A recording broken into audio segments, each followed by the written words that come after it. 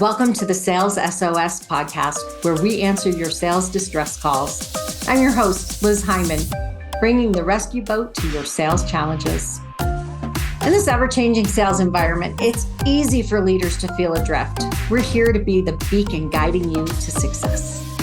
Each episode, I'm joined by top sales experts and practitioners who have navigated this waters and come out victorious. Together, we'll uncover the insights and strategies that will help you hit your sales targets and grow your business. So if you're ready to turn your sales distress into sales success, you're in the right place. Let's dive into today's topic. Welcome to the Sales SOS podcast. This is Liz Hyman. I am here with your Sales SOS podcast crew to talk about effective sales leadership. Let me introduce your crew. Today, we have Daryl Prell, Mike Simmons, Christopher Bowen, Renee Bigelow, and Bryn Tillman. And they are your experts that are going to navigate you through the waters of sales management. And I think that sales management is really rough waters. Like, it's a hard thing to do. Or at least it's a hard thing to do effectively. I think even when you're doing it poorly, it's a really hard thing to do, though, probably. And we're going to just start with, what is sales leadership? What does it look like? Who does it? How do you distribute the work? Go ahead, Bryn, start. Well, so I think I want to be clear the difference. We're calling this effective sales management, and then we're talking about effective sales leadership. And I think they're two very different things. So sales management is really focused on tasks, day-to-day operations, making sure things are getting done. They'll also set quotas and allocate resources and even kind of manage budgets. They may even oversee like forecasts and performance matrix and KPIs and all those fun things, where I see the leadership role above the management role. Although a sales manager can be a great leader, where they're setting vision and they're inspiring and they're motivating the team and they're creating like a positive and innovative sales culture that guides to the strategic vision, but isn't necessarily as data driven as a manager might be. And I think they're more concerned about developing their people and getting the most potential out of their team, versus a manager who's like hitting like very rigid goals. That's just my first impression of the two. So let's talk about that a little bit more. Mike, you have that look on your face like you have a thought. What is sales leadership versus sales management? So I think when we talk about leadership, my definition is pretty simple. It's how we move forward. And it could be leadership of an organization, how we move an organization forward. It could be leadership of self, how we move ourselves forward. It could be leadership of teams, how we move forward, toward something. Management, on the other side, is more of how do we manage the existing processes and keep things moving along in whatever thing that's happening. So we manage processes, we manage machines, and sometimes we treat our people like machines and manage selling those. machines. So that's how I like to distinguish between the two. What sales leadership, sales management, then you start to say, okay, well, what is sales inside an organization? Typically, it's a revenue generating function inside the business, either initial acquisition or retention and expansion. So taking all of those and pull them together, sales management is managing an existing process or people to achieve a desired result in something that has already been created. Leadership is moving all of that forward. It's going to be more of a forward thinking piece. And I think we in general suck at this. At which? At all of it, because we don't even know what at all of it, because we don't know what we call some things processes, but they're not. We call methods processes. We call processes methods. We call systems something different. So some of them, we struggle with language and definition. And if we struggle with language and definition, it's really hard to manage. And we think that we're leading when in reality, what we're attempting to do is force people to do something, or say, do it my way, or whatever. And many times we don't know what forward is, because we lead ourselves toward, we want to go to Disney and someone's leading toward Anaheim. Another person's leading toward Orlando. We're both going to Disney, but we've confused people. Let's go back to that in a second. So anymore, because I want to talk about what are the tools that we use to lead or manage. So Before you do that, I just want to offer my view, difference between leadership and management. I'll be far more concise. Great. Not suggesting that Mike talks a lot. Leadership is how you interact with your fellow executives, with the board, with the investors. Management is how you interact with your staff. I'll leave it there. Oh, that's an interesting thought. Chris, do you have any thoughts on this? I would look at, certainly I think management does get into more of the day-to-day execution and how you move things forward. I think when you look at both roles, it's also what level are you working across within your own organization in order to get those things done? Because if you're just strictly focused only on the sellers, you're probably missing a whole lot of interaction points that need to take place in order to actually either get those individuals on your team where they need to be, or get the organization moving in the right direction from what we're offering or what happens to be standing in our way. What are we getting back from the field? All those types of things. Renee, do you have any thoughts before we move beyond this? Yeah. Renee is going to, wait, let me just guess. One of the things Renee is going to talk about is employee experience, right? Yeah, exactly. So Renee, bring us there. Great guess, Liz. Bryn touched on it a little bit when she mentioned leading with culture, but I think that's a piece, particularly when we get very data driven, that sometimes gets forgotten. And really, sales has, the culture of the organization, but sales in general has a little bit of its own flavor of culture, and it requires somebody who understands how salespeople work, how the customers react, what the mindset and the psychology of people who are willing to pick up the phone and call people who they've never talked to before and tell them how they really need these things, right? Like there's a certain amount of culture that really needs to be driven. And it's a little bit different than, the KPIs and the goals and the processes, but it makes all of that happen, right? You have to do those other things too, but without that really good culture piece, and the best sales leaders I have been around are ones who can make it fun and make it exciting and connect what those process changes no one likes, why somebody should be doing them, that it doesn't take away from, it might take away from sales time, but it gives back other things to the company. Those things, right, are I think more important than any of the other things in sales. So I think all of these are right. And I think it's really important to hear how all of the different people that just talked approach the question, right? So every person is sitting in a different place, and their perception of the end result, we're all on the same page, but we're perceiving it from a different position. And I think that's really interesting. Can somebody be a sales leader? Can they be a leader and a manager at the same time? Can the same person do both jobs? And Bryn is nodding her head for those of you who are listening. Okay, we got consensus, nodding heads. So let's talk about leadership a little bit, because when we lead, you can't lead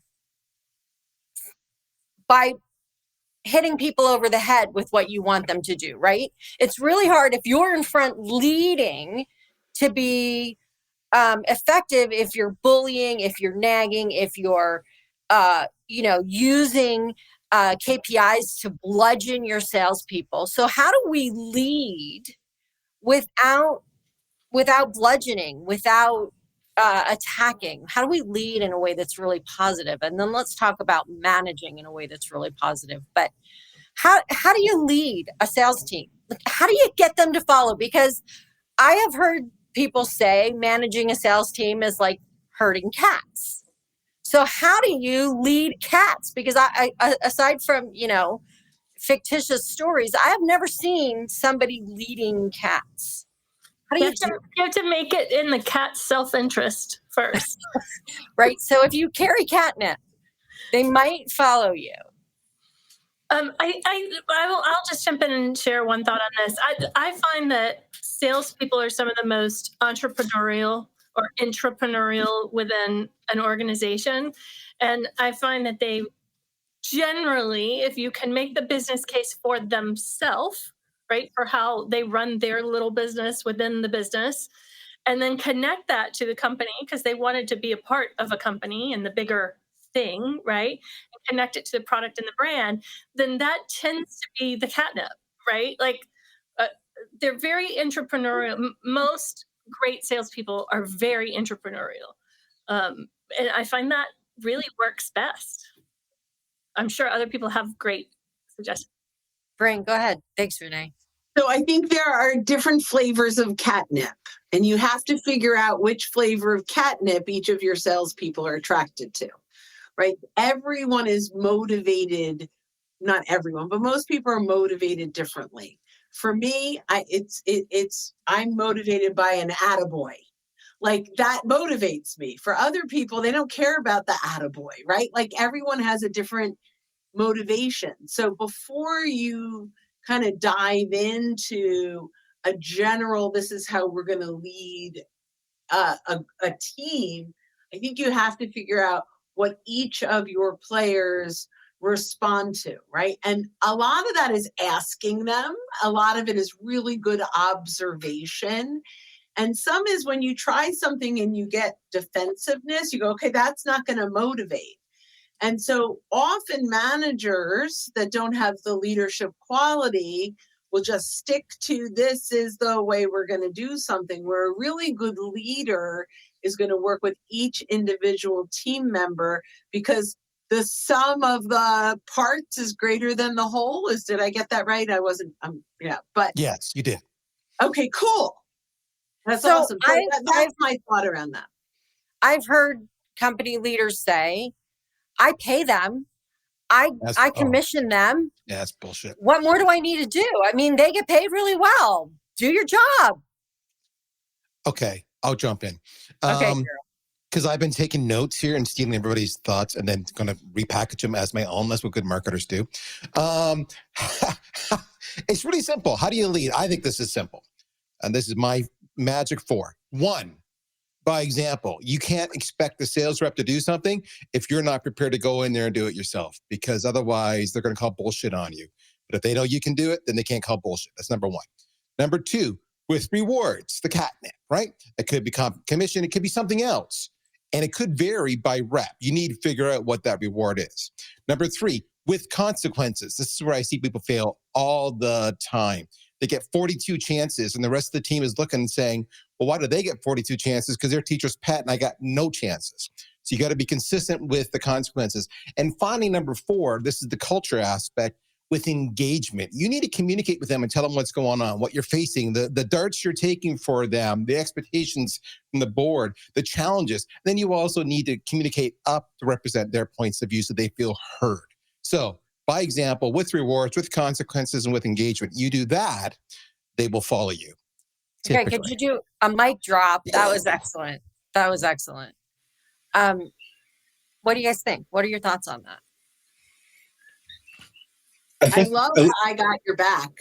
I think a little bit of what Bren was talking about, I think one of the things to really understand is what is driving that individual seller. And you can bucket them into a couple of different groups typically from what's going to be the primary motivator for that person. And then being able to manage them in that direction. A lot of times I've used knowing what bigger term goals sellers have had on my teams.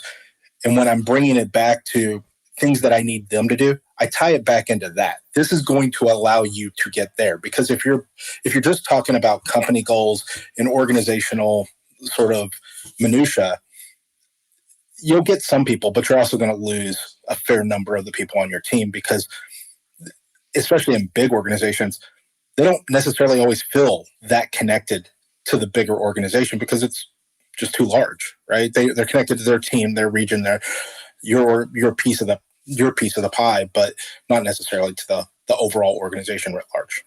So I'll tell you, when I was working for Miller Heiman and I was training organizations like, Hewlett Packard, Coca-Cola, and this isn't specific to those two, but I was working with a bunch of Fortune 500s. And hang on a second.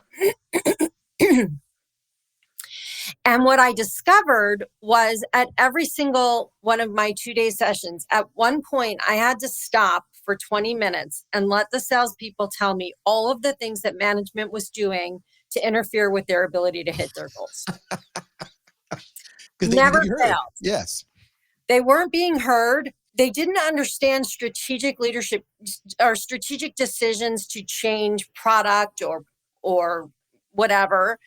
And so they would say, they want me to succeed, but this technology doesn't work. This leadership decision undermines what I'm doing. And so that's a really good example of being disconnected from the company. And I think in the time that I was doing it, a lot of times I felt like sales felt like they were on an island all by themselves. Yep.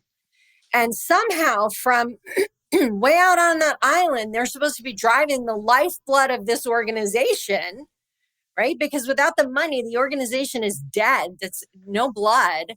And meanwhile, they're out on an island trying to pump this blood through, disconnected, not understanding, not being heard. And it doesn't work. So as a leader, what I'm getting is we need to make that connection.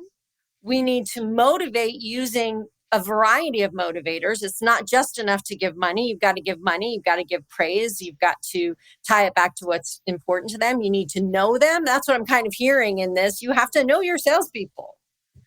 What else? Go ahead, Mike. I think you nailed a couple of points have already been nailed, and just to reinforce them, the simplicity of what Daryl shared and kind of laying things out and being able to evaluate yourself against each of those individual marks, like a score of 1 to 5, and say, am I doing this am I doing this poorly or am I doing this well? Assess yourself against Daryl's framework from a score of 1 to 5. I believe that sales leadership is a very simple thing. It's hard, but I believe it's very simple. And it's actually more simple and maybe even a little bit easier than leading other functional areas inside the business. Because typically the people that are in these roles feel very comfortable communicating. And if you ask the question, they'll be open to sharing it. Now, the challenge is when you ask the question, some of them have no idea how to communicate the answer. They keep saying the same thing, but they're not saying the word. They don't necessarily know what it means, which gets into the Princess Bride inconceivable. Those things will happen inside organizations. And if we as leaders take time to build leadership capability among our team, we'll find that our job as leaders ends up being simpler, easier, less complex. So I don't really, although I just spent 2 minutes adding something to it, I didn't really have much to add to it. Well, Mike, I think most organizations do a really, really poor job of preparing people to lead or manage. There's not enough emphasis on the soft skills. There's also not enough emphasis on, hey, this thing, sales or whatever function it happens to be, that you used to be really, really good at. These are the things that you did really, really well. You can't do those anymore. That's not your role. This is now what you have to do. And they can be really, really uncomfortable if you're not used to doing that stuff. And I think, they don't set proper expectations. And then you get people that get put into these roles and they flounder a bit because they're not prepared for the people aspect. And depending on your personality, that can be really, really draining. And it can certainly be a huge amount of time that you have to be able to allocate to that on a weekly basis, depending on the size of your team, because you don't know what's coming. Right. And so we hear this all the time, right? That sales managers and sales leaders were never trained to do that job. They were trained to do sales, at least at a good company, but in most cases, they weren't trained to manage and they weren't trained to lead. So Mike, say what you were going to say and then take us into how do we train people to be leaders? How do we train them to be sales leaders or sales managers? Yeah, I think the big piece there, and there's one of my favorite books that talks about leadership in this context is a book called Legacy, which is about the All Blacks rugby team. And one of the quotes that James Kerr uses in the book is leaders create leaders. And if we look at this as an opportunity for us to develop leadership inside our organization, develop the future leaders inside organizations, then it becomes more about development of another person rather than me impressing my views upon something or trying to guide or direct too much in that area. The way that we train effectively is be really clear around what the skills are of someone who's in a leadership role. Do we align on what those skills are? Then have an assessment in there to identify skill gaps and then put remediation in place to help address the skill gap. And that skill gap can be addressed through training, can also be addressed through coaching, and it can be addressed through mentoring. And just like we've talked about leadership and management, many times people confuse training, coaching, and mentoring. And we use the words at the same time, but we're talking about something that's completely different.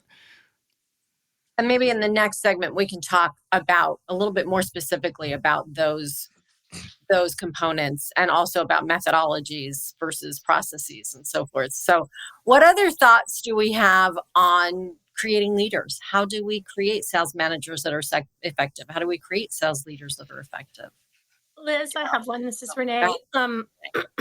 One of the places I see, and you alluded to it with all of the Fortune 500s that you worked with as well, is a critical lack of communication, as particularly for, as you pointed out, when there's a change that the company is making. We're no longer going to sell this product. We're going to change pricing.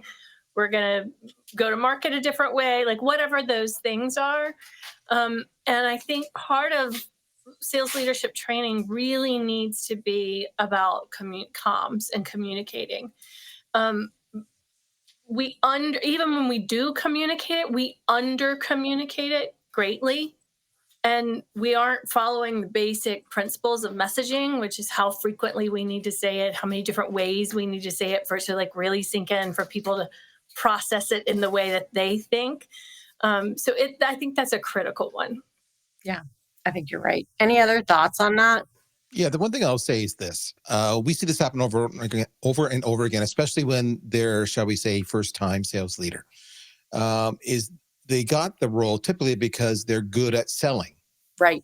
The issue is they've never been given any people skills training. They know how to conduct a discovery call, and they may know how to do the objection handling, but when it comes to people and staff and whining and bitching and moaning and HR compliance and legality and what you can and cannot say, I find over and over and over again, CEOs, COOs, whatever, and HR consistently drop the ball and do not equip these people with any kind of training to make them successful. And then they fail and the team leaves and it's a shit show, using Mike's colorful language. So I think, CEOs, investors, HR needs to step up and equip these people. That's just my soapbox rant. So let me just lead in for a second to what Daryl just said, which is we know that the number one reason that people leave a company is because of their manager, right? Yep. The person they report to. So if we haven't trained them and we have good salespeople, well, you can guess what's going to happen. Chris, go ahead. Yeah, I mean, I just think it's always a real challenge to be able to make sure that you're doing these things, I think, right and consistently, right? Like, I've seen some people who do pieces of the communication fairly well, but they fall apart on other things. They get viewed as playing favorites, which is really, really, I think, easy to do. I don't think it's the right approach. I think you want to be able to be consistent, call balls and strikes as you will, but I've seen it happen way too often, and I think you start to set really, really bad expectations for the team. This could go back to the same person who got 42 chances versus somebody who got 2, right? But the way that ultimately represents to your team is, what's the motivation for high performance outside of the paycheck? if this is what ultimately gets respected or rewarded within the organization. Yeah. Think about how we let a sales leader go, just like we were just talking about, because they're not a good leader. They're not performing at whatever metric we've said that they should perform at. Who do we replace them with? Yeah, I mean, a lot of times you'll end up seeing people will go to, though, if let's say it was an internal hire that you promoted and you did it, then usually the next response is, okay, that didn't work. I'm going to go outside, right? And I'm going to bring somebody else in that came from a different organization, that doesn't know our culture, who doesn't really understand how we do things. And then I'm hoping, because of the names on their resume, that they're actually in a better position to lead. But I think that's still rolling dice, right? Or you're gambling, hoping that it works, as opposed to looking internally and saying, hey, how did we not set this person up for success? Where did we go wrong as an organization writ large, and forcing us to make this decision? Because that's certainly not where you started. And then, I mean, heck, it's kind of like growing up around your parents. Well, I'm not going to parent like they did. So then I have kids, and then now I parent differently, and then my kids are not going to parent like they did, and we're going to continue to create this whole challenge that continues to kind of work their way around, where whether it's flipping to one side, which is we're going to hire outside, or it's flipping to the other side where we're going to hire inside. What we've done is we put people into roles that we've not prepared them for, which is a lot of what we're talking about here. And then they try to do something completely different that may or may not be right. And then at the same time, we also ask them to be successful, but not give them the resources. And on their side, they feel like, well, I'm going to do better this time because I'm not going to do that same thing. And I'm not going to ask for help. So not only do we not give them the resources as leaders, they don't want to ask for the resources because they don't want to be found out. So we create this giant cycle of the same kind of crap where people just go from one organization to another with all the highlights on their resume and go lead and screw up another team. So you guys have triggered me on a Friday. Thank you. So I think one more thing to add into this is what is the sales leadership or sales management role in my company? And so just like we think any salesperson is any salesperson and anybody can do the job, we have the same sort of idea about sales leadership or sales management, both. And I often walk into companies who are startups or newer kinds of companies, and they'll say, well, this person worked at Google or HP or whatever. And therefore, and if you are with us, not on video, you can't see everyone laughing. Everybody just stopped to laugh. Therefore, they will know what to do. And the fact of the matter is, you need to hire, if you're hiring from the outside, you need to hire somebody who's done the job that you have before. Don't hire somebody who you think is going to somehow magically know how to do it. So let's have some final thoughts on sales leadership, sales management. How do we want to wrap this up? Bryn, Renee, any thoughts? I mean, I think the wrapping this up is, as you go higher up in the organization, make sure that you are helping your managers lead better and helping your leaders manage better.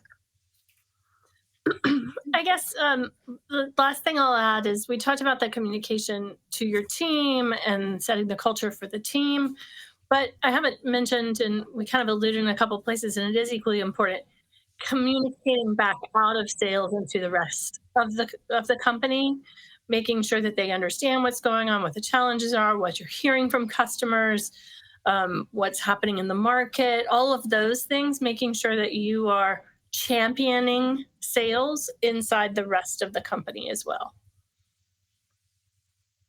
Any other thoughts? I'll be the guy that says, people who are sales leaders listening to this, it starts with you being self-aware. Park the ego, park the sense of self that you're amazing, you've always had success, therefore you must be success, and everything you do applies to any other employee, and actually audit your team, audit your coworkers, and get feedback on you and your effectiveness and your ability. and be receptive to it as opposed to being hurt or your pride or your ego getting in the way. You got Mike laughing. And then take corrective action. If you want to succeed, it starts with you. It's just one more example of leading from the front by example. If you're self-aware, then you can expect your reps to be self-aware. I think I would add to that, Daryl. I think the one thing that you said in there is not, if you're self-aware, not assuming that everybody has to sell the way that you did. Oh, right? God bless you, brother. Like, yes. We're not cookie cutter people expecting that everybody's going to operate, behave. You have expectations that you're setting, but how that people go about executing those things, if you're going to have a level of authenticity, you got to let people be themselves. Yep. Excellent. I think that's a great way to finish this segment. Thanks, you guys. Being a great sales leader means being self-aware and guiding your people to do what they do naturally better, right? And that's a wrap of this episode of the Sales SOS podcast. A huge thank you to our experts for throwing us a lifeline with their insights. We hope today's episode has equipped you to navigate the sales seas with confidence. Never miss an episode. Subscribe to the Sales SOS podcast on your favorite platform. If you have questions, comments, or topics you'd like us to explore, join us live on LinkedIn every second Friday, or share your questions on YouTube or LinkedIn. Until next time, keep sailing towards those sales goals. I'm Liz Hyman, your captain here at the Sales SOS podcast, saying smooth sailing and successful selling.